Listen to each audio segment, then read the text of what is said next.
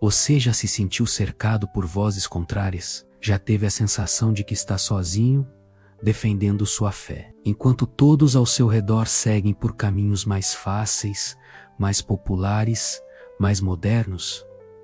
Já se perguntou: se Deus ainda responde com fogo? Essa é a pergunta que vai nos guiar hoje. E eu te convido, fique comigo até o fim, porque a resposta pode mudar a sua vida. Essa história aconteceu há mais de 2000 anos, mas ela fala diretamente com você.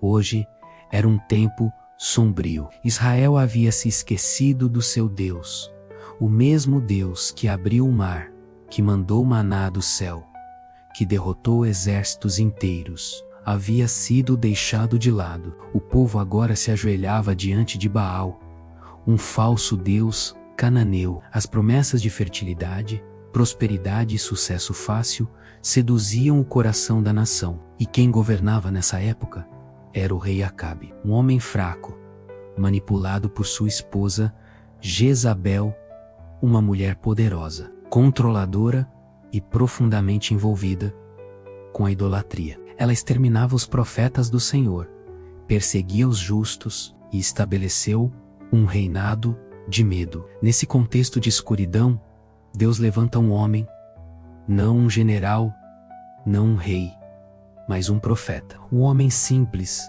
um servo fiel. O nome dele era Elias. Elias não era influente, não tinha posição política, mas carregava uma verdade ardente no coração. O Senhor é Deus, e não há outro. Foi com essa verdade que ele se apresentou ao rei Acabe e declarou: não haverá orvalho nem chuva nestes anos, senão segundo a minha palavra, e por 3 anos e meio o céu se fechou. Foi nesse tempo de seca, fome e caos que Deus preparou Elias para o maior confronto da sua vida. Então, finalmente, Deus o envia de volta e Elias propõe o desafio: reúnam todo o povo no Monte Carmelo. Levem os 450 profetas de Baal e os 400 profetas de Azerá, e ali veremos quem é o verdadeiro Deus. O Monte Carmelo era alto, visível de longe, um lugar de decisão.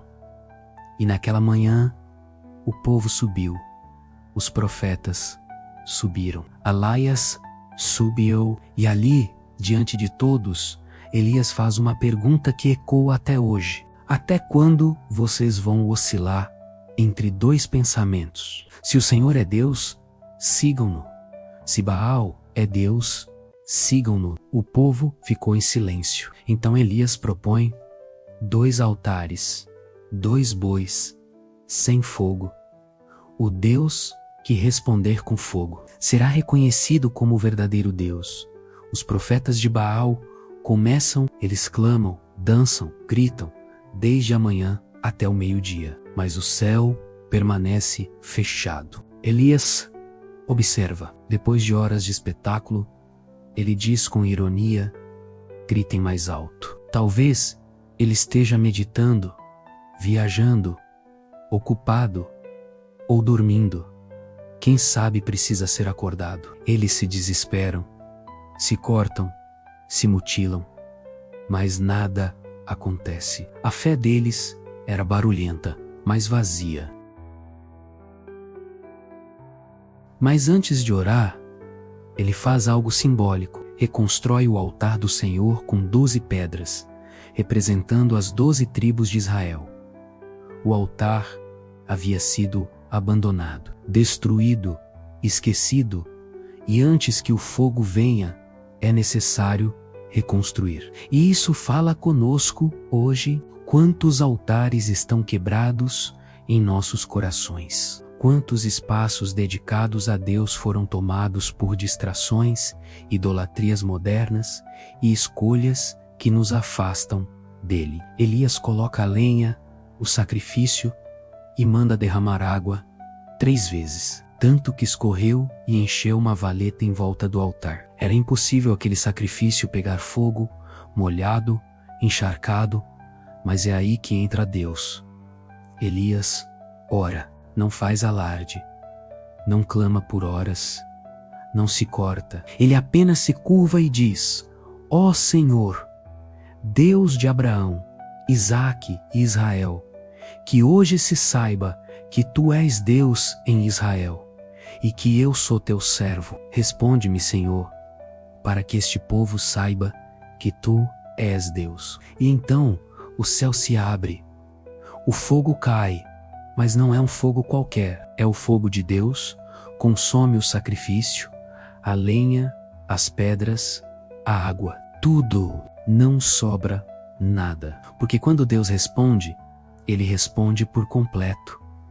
O povo cai com o rosto em terra, e pela primeira vez em muito tempo todos gritam: só o Senhor é Deus, só o Senhor é Deus.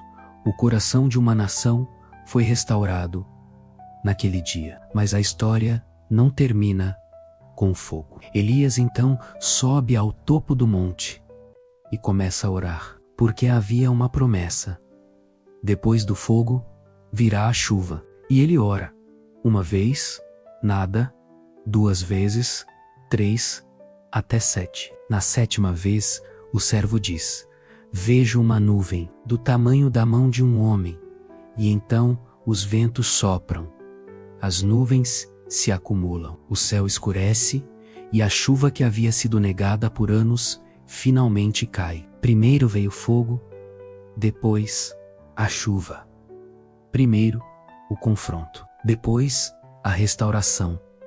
Primeiro o arrependimento, depois a promessa. Agora eu te pergunto de novo: Deus ainda responde com fogo? Sim, Ele responde. Mas hoje o fogo não consome sacrifícios físicos. Hoje o fogo que Deus manda queima o orgulho, destrói a dúvida, purifica o coração, reacende a fé. Mas ele só desce sobre altares restaurados, corações quebrantados, pessoas que, como Elias, estão dispostas a se levantar mesmo quando ninguém mais se posiciona. Você está com o altar reconstruído ou precisa começar de novo? Não importa se você caiu, se afastou, se está cercado por vozes contrárias, se sente pequeno diante de 450 problemas. Se Deus estiver com você, o fogo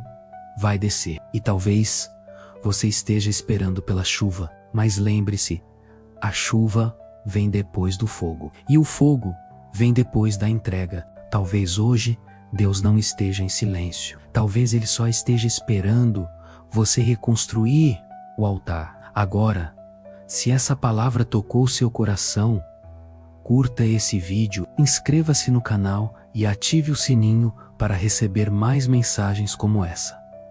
Compartilhe com alguém que precisa lembrar que o Deus de Elias ainda age hoje. Comente aqui embaixo: eu sou o altar e estou pronto para o fogo de Deus. E nunca se esqueça, você e Deus já são maioria.